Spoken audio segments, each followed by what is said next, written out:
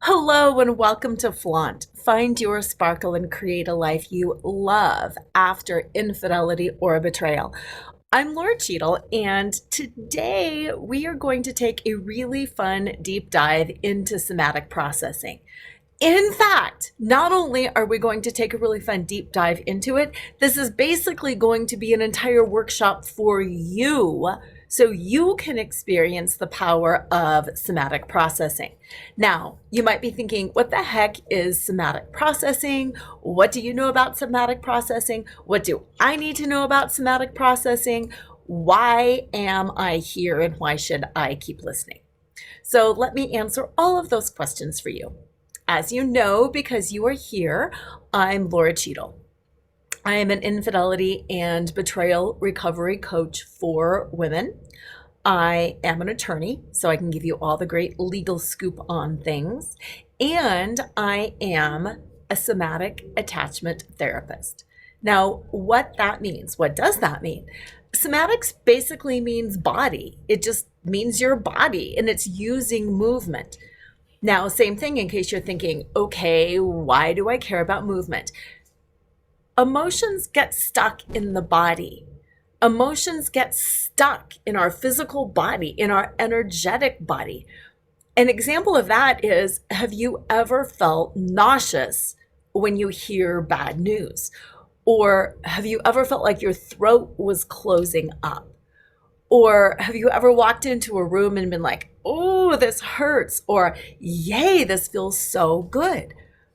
We carry emotion in our body. Emotion is just energy. And that energy has the power to make us feel really good or make us feel really bad. And if you don't process that emotion by moving it through your body, a lot of different bad things can happen. First of all, it can create illness. It can create injury. It can create pain and discomfort. I mean, who wants to really live feeling like, oh, they're crumpled down and they're heavy and they're exhausted and they're filled with pain? Most of us would rather live being like, oh, I feel good. I feel fluid. I feel flexible. I'm just comfortable in my own body. And I want to be clear. If you have been walking and you tripped on a curb and you have a sprained ankle, yes, there's a physical cause for that injury. You tripped, you sprained your ankle. You run into the side of the door and you hurt your shoulder. Of course, there's a physical cause for that. What I'm talking about when I'm talking about somatic processing is that sensation. Like that sensation of heartbreak, of nausea, of throat closing, of your eyeballs wanting to pop out of your head, that pressure at the back of your skull. And I'm sure you know the difference, but I just wanted to be clear in explaining that, what I really was talking about, because I wouldn't want anybody to be thinking, elsewise. Yes, there's physical causes for injury, for bad sensations in their body, but emotions, trauma, also leave an impact. And you know what? That's what actually makes it even harder sometimes to figure out how to manage, is because when we trip or we run into the door frame, we can see, we know, oh, there's a physical breaking here. There's a physical bruise here. And then we can show other people too. We're like, oh my gosh, look at how black and blue my ankle is. And people are like, I see that. I see that. But when you have a heartbreak and your whole heart hurts and your whole chest hurts and your whole being hurts and the back of your shoulders is stressful, other people can't look at that. Other people can't look at you and be like, ooh, I see that you're heartbroken. I see that. Nobody can see that. And that makes it really hard. It makes it really hard because then sometimes we don't feel validated. In our pain, we don't feel like we have any right to be sick or sad or hurt because our wounds aren't visible. So that's the power of somatics. It allows you to connect with your physical being both your body and the physicality of your emotions and your emotional body. And by the end of today's workshop, by the end of today's podcast, you will have tools and strategies and skills that you can use to flow those emotions through you. So you're not sitting there feeling like there is an elephant sitting on your chest. You're not sitting there with stress and pain and a headache. So you're able to drop into your breath, breathe freely, and move comfortably. Does that sound good? Yes, I think it sounds really, really good. We were already talking a little bit about the body, but what I want you to know is all bodies, whether you know it or not, are both senders and receivers of energy. The way we feel transmits a signal to other people. The way other people feel transmits a signal to us. And you've probably had that experience where you're just not comfortable with somebody and you don't know why. It's because your physical body is feeling their transmission. And in a relationship situation, it's really hard because when we're close to somebody like our spouse, we attune to them. Just like we attune to our kids. If something's going on with our kids, we feel it and we know it. And we tend to meet other people where they're at.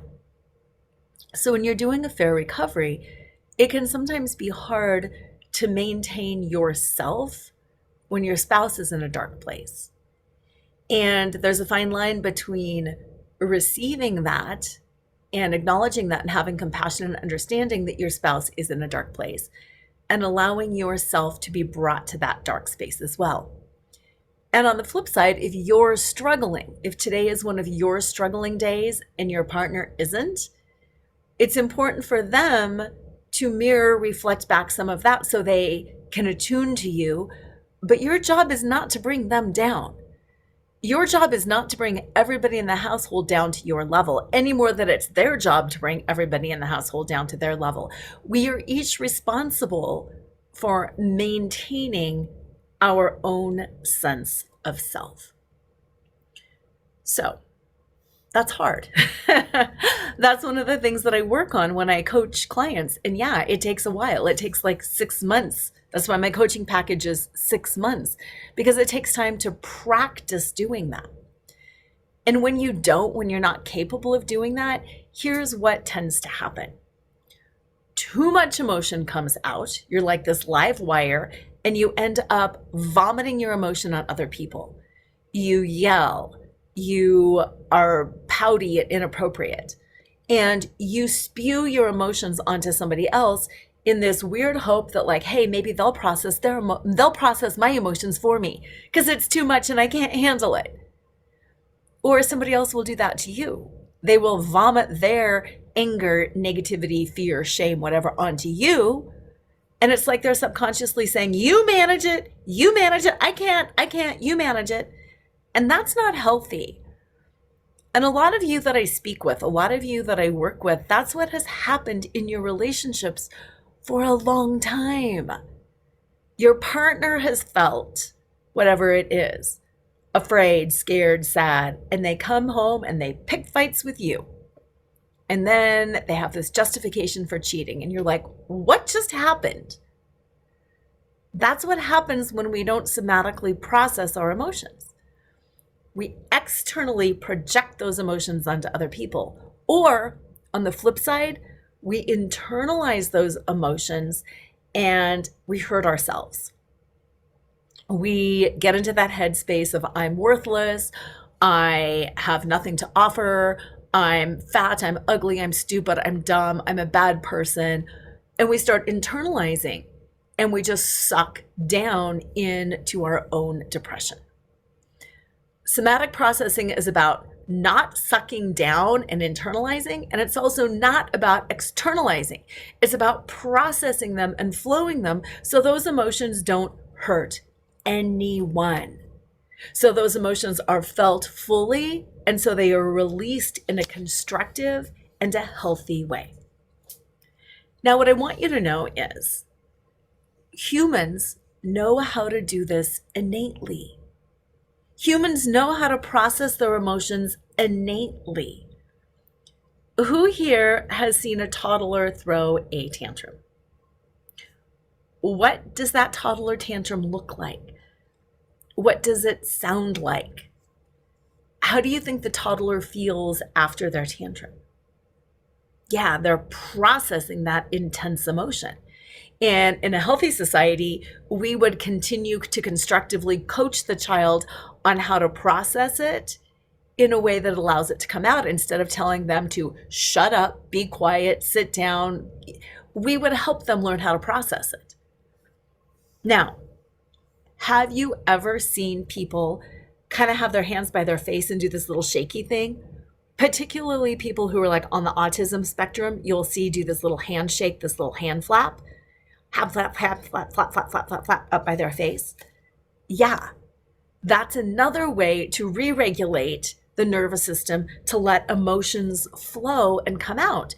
And oftentimes why you see people, especially like on the autism spectrum, doing that is because the part of their brain that cares about socially appropriate isn't as activated as it is for us. So when we do that, when they do that, it's processing emotions somatically, and it's the correct thing to do. Again, it's just been trained out of us. Don't do that. Get your hands down. Quit bouncing your leg. Quit tapping your pen. Quit doing that. Sit down. Don't move. When in reality, those little ticks, those little bounces, those little movements are really, really helpful. Another example of how we know how to somatically process, it just gets trained out of us, is who here has ever seen like a cute puppy or a cute baby and has gone, oh, and put their hand on their chest? Oh, that's so sweet. That is a somatic processing right there. We are touching our heart. We are emitting the vibration of sound. We are somatically processing our feeling of cuteness. Oh. Who here has also ever put their hand on their forehead, like the heel of their hand on their forehead, and gone, I am so stupid. I can't believe I do that. And like tap their forehead and be like, why can't I figure this out? That too is somatic processing, because we are tapping the brain, we are tapping the third eye, we are tapping the head, and we are expressing, what's wrong with me? Why can't I think about this?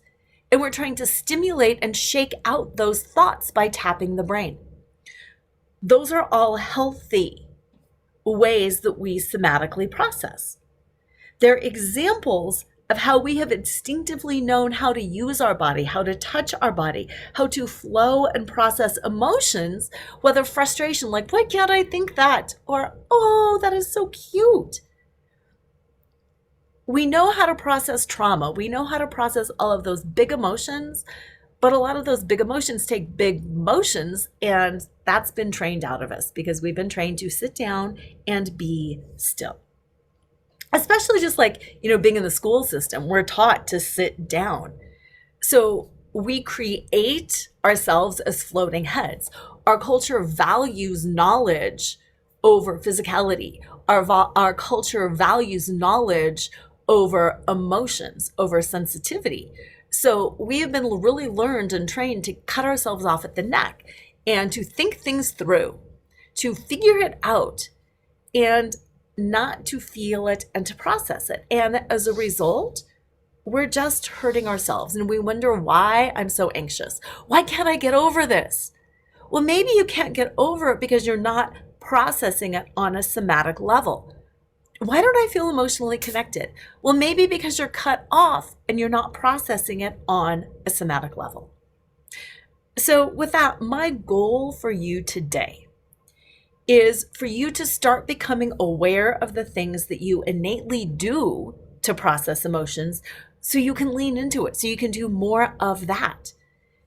And then also to give you some new tools that you can use to identify and process emotions that come up for you, whether it's fear of money, whether it's not being able to move on, whether it's processing the trauma of infidelity, whatever it is, I will give you some tools that you can use to process them so you don't stay stuck, so you don't stay congested or feeling like you are in pain.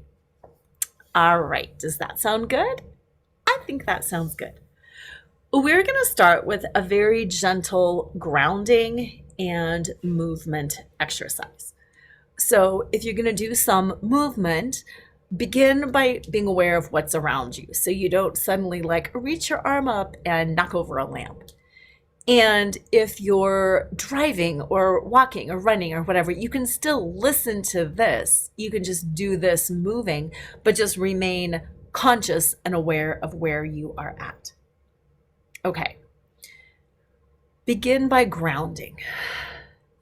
If you are in a safe space and want to close your eyes or cast your gaze down, you can. And if not, you absolutely do not have to.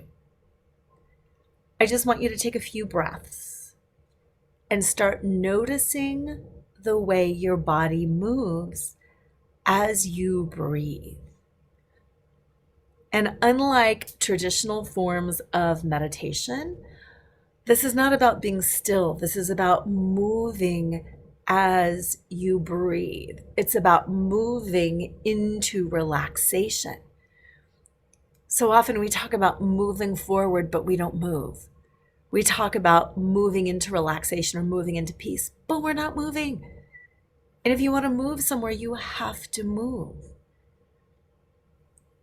Start making your awareness move throughout your body, starting from your head to your shoulders, chest, back, hips,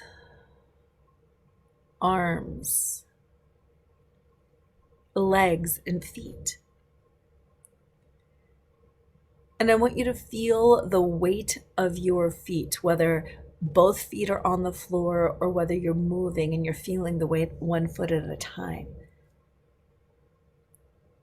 Become aware of your feet and the connection that they are making to the earth. And if you can, kind of scuff your foot back and forth a little bit so you can really, really feel it. And as you do, imagine, visualize, or even pretend that you feel roots growing out of your toes, the arches, the heels, the balls of your feet. And those roots are reaching down into the earth, anchoring you securely and comfortably into the ground, into the earth, into the planet. And as you breathe and continue to move your body gently, I want you to cast your fingers and your arms down and feel those roots drop from your fingers into the earth, and feel the roots from your elbows and your shoulders and the base of the tailbone. Even feel like your hair is growing down and connecting you securely and safely to the earth. And as you're doing this, notice if you want to touch your body in any way. You might want to put your hands up in your hair and gently massage your scalp or pull your hair a little bit. You might want to rub the insides of your arms with gentle tickles. You might want to rub your legs or your belly or your waist. You might want to even rub right up the center of the chest and around the throat and the back of the neck. Just drop into that body, becoming aware of the different points in your body as you do. And if you start feeling anxiety, like, I'm doing it wrong, am I doing it wrong? Please know that there is no wrong, because we all store things in our body at different places and at different times. There's no kind of touch that's better or worse. There's no kind of movement that won't work. It's finding your flow, finding your movement for you. Find your gut. You might want to circle your hips or distend and then compress your belly. But breathe and just make a connection with your gut. And then move your hand up to your heart. And you might want to do rib circles or just expansion. Notice what kind of movement feels good when you touch and think about your heart. And then your throat, whether you're moving your shoulders or gently raising your head, just notice what kind of movement feels good in the throat. And lastly, moving your attention back to your feet, to those roots from your tailbone, your fingers, your feet. And staying connected to your body, come back to me. Whether that's opening your eyes or focusing on me again, stay connected to your body. And I want you to think about, you can write this down if you want to write it down. You can draw like an outline of a body and you can mark where you feel stuff in your body. Or you can just think it through like, wow, the back of my neck was really tense. Or you can draw like it feels like there's compression around my head.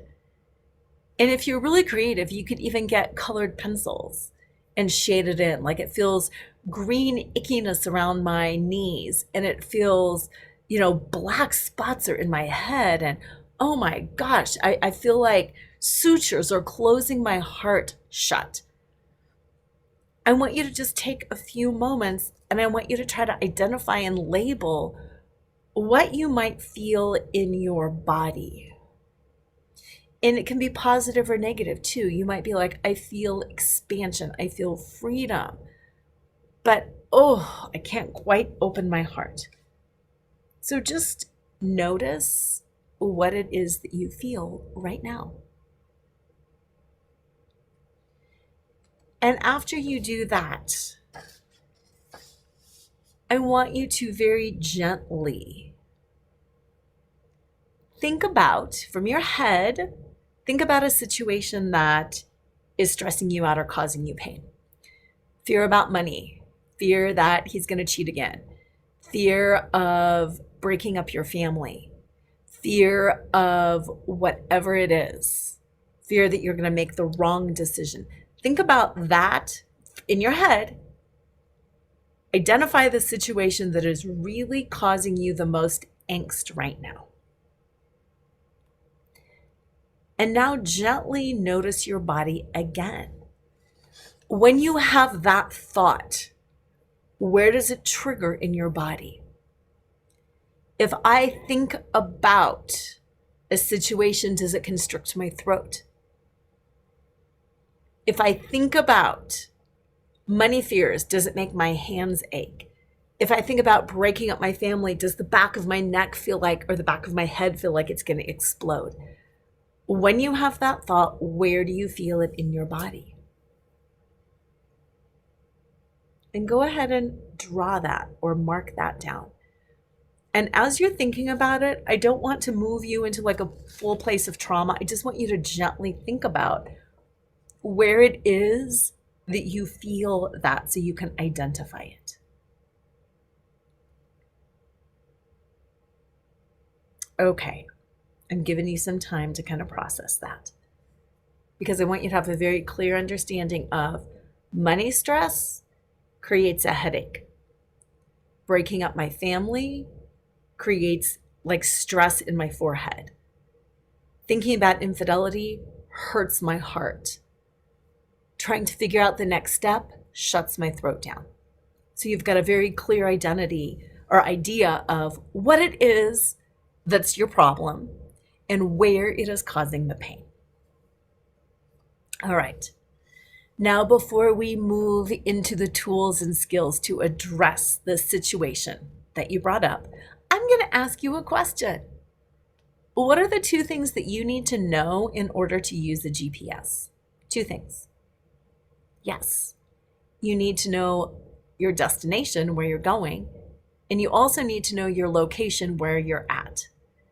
If you don't know where you're at, it makes it really hard to get to the destination because the directions are meaningless. And if you know where you're at, but you don't know where you're going, it's also totally meaningless. You need to know those two things. So that's what we're going to work on now. Because oftentimes we get so focused on the destination that we forget to accept where we're at right now. We forget to identify, this is where I am at. And then we get all frustrated, like, I can't get there. It's not working. This program doesn't work. These people don't work. I am a total loser. And we create more stress and more trauma for ourselves. So that's what we're going to do right now. We're going to figure out both our desired destination and our location. So when we somatically process, we know where we're at and where we are moving to. Okay. So thinking about that situation that you brought up, I want you to identify, you kind of did this, identify what it is you're feeling and where. And try to be as specific as you can in identifying what it is. What color is it? What quality does it have? How does it vibrate? How does it smell? How does it taste? I want you to feel all of that. And then I want you to figure out, how does that sensation move? If you were a cartoon character, how would you embody that sensation? If it's shut down, if it's anxiety, if it's grief, if it's heartbreak, if you had to embody heartbreak, how would you do that? And we're going to play a little bit of a game around that. On the count of 3, I'm going to have you embody it and hold that embodiment. No right, no wrong. I just want you to embody heartbreak, grief, pain, whatever it is. And yes, hopefully you're alone. If not, you can you can make this a little bit smaller, but embody it and make it as big as you can. Be as bold as you can. So on the count of 3, how would you embody that negative emotion? And just like we talked about earlier, when you go, "Aw," and put your hand on your heart, it could be something small like that, "Aw," or when you put your hand on your forehead and go, "Oh, I am so frustrated." It can be something small like that, but it can also be big and goofy. So that negative emotion, that stuck feeling, what is it? On the count of 3, you're going to embody it. 1, 2, 3. Hold it. Hold it. Notice what's going on in the embodiment of that emotion. If you're closed, if you're shut down, if you're collapsed, notice the quality of that embodiment. This is your location. This is where you're at now. So notice, and you can move it a little bit, or whatever it is. Notice what it is. All right, shake that off. We got the first piece done. Where you're at. Now the second piece is where you want to be. So what is the opposite of that? What is the opposite of heartbreak? Is it in love? Is it joyful? Is it peace? It's going to be different for all of us. What is the opposite of shut down? If you feel dismissed, if you feel shut down, what is the opposite of that? Is the opposite heard or set free? What is the opposite of broken? If you're like, I just feel broken and this is how I embody broken. What is the opposite of that? Whole, healed? Where is it that you want to be with regards to this situation? If the situation is money stress? Do you want to feel money power? Where do you want to be in that situation? And I want you to write that down. And we're going to do that same game. On the count of 3, I'm going to have you embody what that feels like, what that looks like, what it feels like to be free, what it feels like to be running down the mountain in the Alps twirling, what it feels like to be powerful, what it feels like to be heard or cherished or adored or loved. What does it feel like for you? And how can you embody it? So ready? On the count of 3, same thing, hold it. 1, 2, 3. Hold that. Breathe. Feel that. Feel your body. Amazing. Now relax. Now you have your destination. So now what we're going to do is we are going to take this journey, because we know where we are at with things stuck. We know where we want to be. And I also want to say this. If you're like, I'm not exactly sure where I want to be, that's okay too. Just pick something that's better.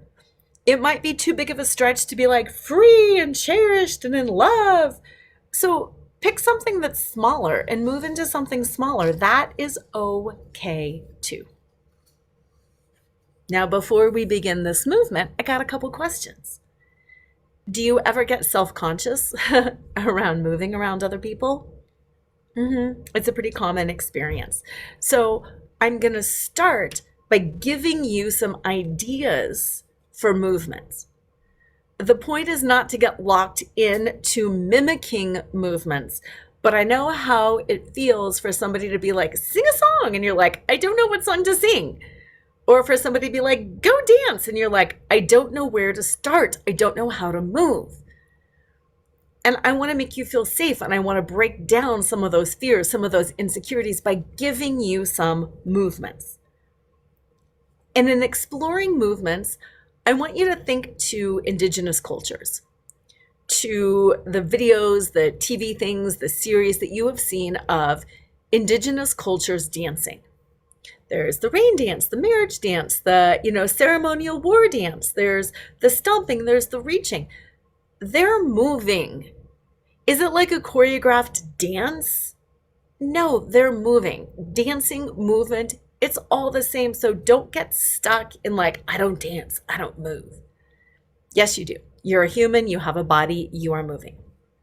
Okay, shake.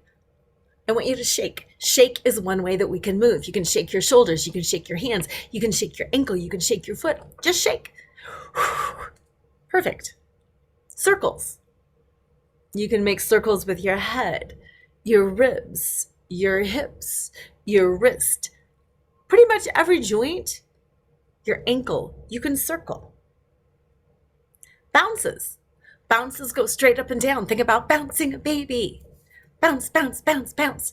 Bouncing is great. It gets the lymph nodes going. Bouncing is great. You can stretch. Think about animals every morning. Oh, dogs get up and stretch. Cats get up and stretch. Humans, we stumble to our phone and we don't stretch. Ooh, stretch your back. Stretch your neck. Stretch your hips. Stretch your legs. Stretching is a form of movement. Another form of movement is a sweep. Whoosh! You can sweep your arms around above your head like you're batting away cobwebs. You can sweep things away like you're brushing something off your legs or your hips. Sweeping is a clearing motion. You can brush off your shoulders, your chest, your back. Speaking of like sweeping, you can also bat things away like a ping pong ball is coming at you and you don't have a paddle. You could be like, nope, nope, nope, nope, nope. You can deflect and bat things away. You can also do reaches. You can reach, grab it and pull it into your chest. You can reach, grab it and pull it into your head. You can reach, grab it, pull it in like if you were reaching out and grabbing somebody to snuggle them. Reaching is a form of movement. One of my favorites is also tapping. Like if you had a bottle of ketchup and you turn it upside down and it was stuck, you'd go tap, tap, tap, tap, tap to release. You can tap to release your heartbreak. You can tap to release your confusion. You can tap to release your stress. Tapping is huge. Now, what else can you think of? There are so many other forms of motion: stomping, scraping. Think about all of the things that you can do, and don't get stuck in whether it's right or wrong, because this is you. This is your emotion. Okay, so what I'm going to do now is I'm actually going to turn on some music. And if you are able to stand up and move, I want you to stand up and move. If you're not able to stand up and move, that's okay. You can move in your head. You can imagine, visualize, or pretend that you're dancing. You can do that mental rehearsal. Or you can just listen to my voice, because I'm going to give you prompts throughout this whole experience. And you can just listen and you can process things. And this is something I want you to come back to. You can come back to this anytime. Because like I said, today I had you think about one thing. It's my guess that there's more than one thing that is weighing on your mind. It's my guess that there is more than one emotion you need to process. And the point of learning somatic processing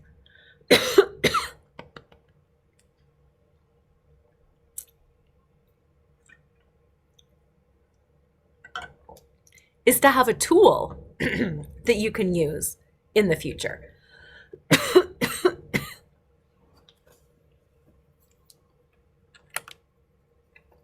That helps you process whatever it is that is coming up. So now that I have got my music ready, just listen. Just follow along.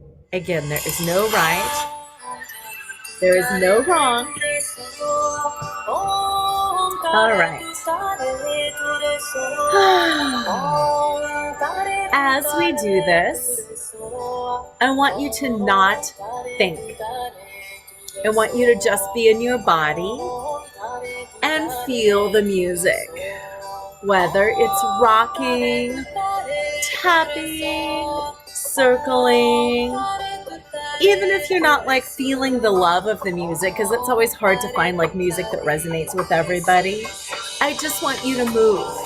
Just connect to that movie, to that music, to that beat in some way.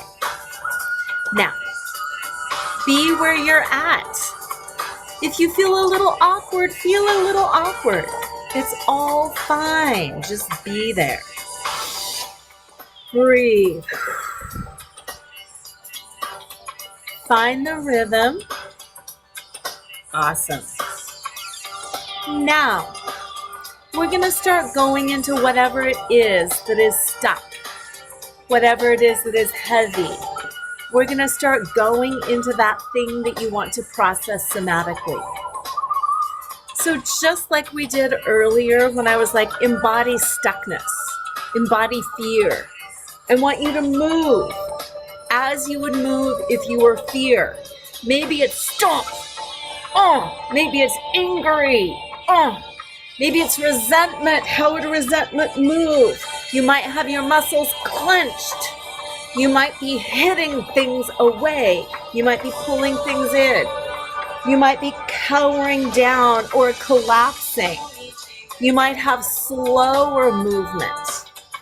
It doesn't matter. Just move how that negative emotion would move. And embody it and honor it. Most importantly, honor it. This is how it feels to be angry, ticked off, frustrated, broken, in grief. Your head might be hanging.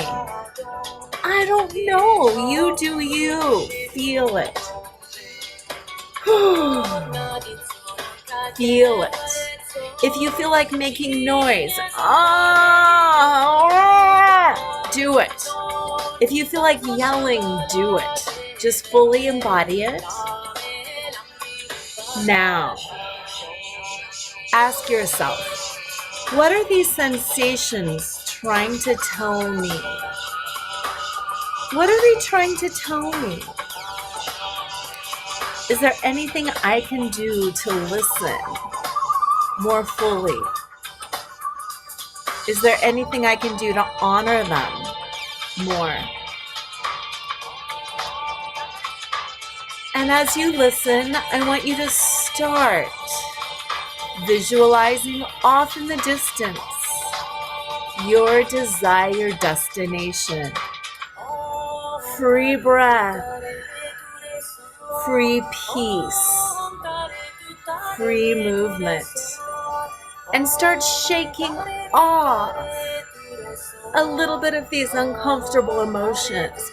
Ooh, shake it, drop it down. Sometimes it's easy to let go of. Sometimes you have to brush, sweep, tap it off. Sometimes you have to pull it out of your body. And wherever you're at, it's not like you have to be perfect, but start dancing towards your desired place. So if you're desiring freedom, you might have more flowy movements. It might not be perfect, but you just are doing it more movement, more openness. Extend your spine longer and explore what it feels like to flirt with it, to tease, get big and strong, and then relax if you need to. Bring in more flow, change the quality of the motion. Circle, sweep, flow, extend, reach those arms up, and again, touch your own body. Feel those arms. Touch your chest, your throat, your neck. You can rub your shoulders a bit. Get your hands in your hair. Really feel luxurious, almost sensual as you move and breathe. Oh, what would it feel like to be free? Wiggle those fingers, cast a spell, pull something in, grab something, move it, get saucy, get sexy, whatever feels good. What would it feel like to be a little more flirty, a little more playful? Ask yourself, what's stopping me from bliss? What's stopping me from joy? What's stopping me? If something comes up, if there's a block, dance with it. Don't squash it. If what's stopping you is fear of making a mistake, invite that mistake in. Dance with that mistake. If what's stopping you is somebody else, bring them to the party too. Shimmy, shake, open it up, dance with them. Start twirling, start turning. Start looking somewhere else. Get those arms up and move. It's not about rejection. It's about integrating and dancing with those fears. What would that feel like? How do I play with it? Now, start slowly bringing it down, knowing that the answers are within you, knowing that this flow is within you, knowing that all you have to do before you sit down at your laptop, before you have a conversation with an attorney, with a financial planner, with your partner, with your kids, is flow. Move that body, open up the energy fields, move that spine, bring a little bit of energy in, and that the conversation will go better, the interaction will go better. And if it doesn't, because sometimes that happens, when you're done, you don't need to sit in that space of darkness and regret. And what should I have said? What should I have done? You can just drop it down and flow it out of your body. flowing it out. And as you bring it down, reach your fingers to the floor, reach your roots from your feet down, and drain. Drain that darkness, drain that negativity, drain that heaviness, drain the pain, the congestion, whatever it is. Out through those roots. Because just like we are senders and receivers of energy, so too are our roots senders and receivers. We can receive good energy and we can drain bad energy. We can drain what we don't want. So come to a still spot, draining, releasing, breathing. And I want you to end by placing one hand on your heart, if you can, and one hand on your belly. Focus on the hand that's on your heart, and what does your heart say? What does your heart say about this situation? What does your heart say about you? What does your heart say? Don't think. Just notice it. And if you can, write it down. My heart says I deserve love. Whatever it is. My heart says yes. My heart says not now. Release that hand and press into the belly. Feel that gut. What does your gut say? What is the message that your gut has for you? Breathe. Don't think, just write it down and listen. My gut says time. My gut says green, whatever it is. And now reaching both arms up, bring them on your head. Massage that scalp. Get those fingers in. Ruffle up your hair, it's okay. And then press those fingers into your head. What does your head say now? Now that your head is connected to your body, to your heart, to your gut, what does your head say? Maybe. Could be. Take time. You're enough. Whatever it is, breathe into that. Write it down. And take one more deep, slow breath. And return. Now, before we complete this integration, I want you to look or think about what you just wrote down, what your gut said, what your heart said, and what your head said. This is where we find alignment. You hear about alignment so often, but what does it really mean? What it really means is this: finding congruence and alignment between the wisdom of our head, the wisdom of our heart, the wisdom of our gut. And this is a tool, a skill, a strategy that you can use whenever you're making big decisions. Do I stay? Do I go? How much time do I give? Your body knows, your heart knows. And just so often we override with the head.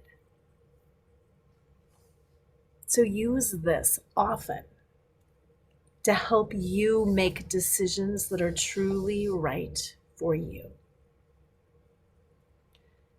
Now, this tends to be a pretty profound experience for everyone. So if you were able, sit with it now. Just sit quietly, even for 30 seconds. Notice the changes in how you feel and how you think. Touch your body. You can just move something. It's not like you need a 20-minute dance. You can just shake your shoulders or move it. And just reflect on how this felt for you. Reflect on the clarity of knowing both where you're at and how that feels, and where you want to be and how that feels. Because it's how it feels that matters. Going forward, like I said, use this 3-point check anytime you need to ensure that the decisions you are making are right. Now, as you know, if you've reached out to me, one of my favorite things in the whole world is talking to you. human to human, survivor to survivor, woman to woman. I love talking to you. I love hearing your experience, your wisdom, your questions. And I would love to hear what came up for you during this experience, whether you did it physically or just in your mind. So reach out, Lora at loracheadle.com, and it's LoraCheadle, and let me know what happened. Let me know how you feel now. And also, if you have any questions around it, you can ask, like, what happens when, or what happens if, or this was a sensation that I had. And if you're interested in more, if you're interested in having more of these tools, more access to me, then I absolutely have the best program for you. It's the After the Affair program, and it's a 90-day program that helps you return back home to yourself, to your heart, and to your body. In particular, so you can quell obsessive thoughts, and so you can start feeling better in your body, so you can start feeling heartsick and in pain. It's 90 days. And in those 90 days, you will have a series of journal prompts. You will have a series of 2-minute meditations. You will have 5-minute exercise/movement videos. But most importantly, you will have 30 emotion-specific somatic processing videos. And what is just brilliant about that is if you're feeling rage, you open up the rage video and I walk you through a dance, a process, a movement experience that's like 5 minutes or under on processing rage. If you're feeling overwhelming sadness and grief, you look at the emotions list, you open up that video, and together we process your overwhelming grief, your overwhelming sadness. 30 emotions. What's also really powerful about having that video list is sometimes we don't know how we feel. Sometimes we're like, I'm just crushed, I'm overwhelmed. And it's so helpful to open up that list and be like, oh, it's despair. I'm feeling despair. Or, oh, what I'm feeling is alone. I'm really feeling fearful and alone. And then you can do as many of those videos as you need, as many of those videos as you want. And what's even better about it is after you've done them for the 90 days, you are adept at doing it on your own. You've done this for 90 days, so it doesn't matter what comes up, whether it's dealing with the aftermath of a divorce or co-parenting, or dealing with difficult family members or a difficult boss or difficult employees. Once you have these skills, the skills stay with you for a lifetime. So forevermore, you will know how to use somatic processing. So wherever that angst is, whatever is causing it, you will know exactly how to flow it out of your body in the moment so it doesn't stay stuck and cause problems down the line. So if you are interested, I would absolutely love to connect with you. I would love to connect with you. I'd love to talk to you about this program in particular because of the somatic processing, but about anything else too. And you know me, I'm not like this crazy, stupid, high pressure person. I just want to talk to you. I want to see what would meet your needs because I've been through this and I couldn't find things that helped me. And truly my mission is to give you the tools, the skills, the support, the access to things that will help you feel better so you can make more quality decisions and so you don't have to be stuck in this place of pain for the long haul. If you want to find out more about this program, go to Affair Recovery for Women, affairrecoveryforwomen.com. I've got 3 programs there. It is the first of the 3 programs. If you want to check out the other 3, check them out. The other programs include this program. So if you're like, yes, this is enough, but I want more. I want Lora in my life, in my ear, walking me by my side, because I really deserve to get through this quickly after everything he's put me through. Check out those other programs because they include the 90-day. The 90-day is my base level. All my other packages include this 90-day because this is ideally where I want everyone to start. I want everyone to have these tools all of the time so they never have to feel in pain or stressed or agitated again. So, affairrecoveryforwomen.com. Let me know your experience. Have an amazing week. And as usual, always remember to flaunt exactly who you are, because who you are is always more than enough.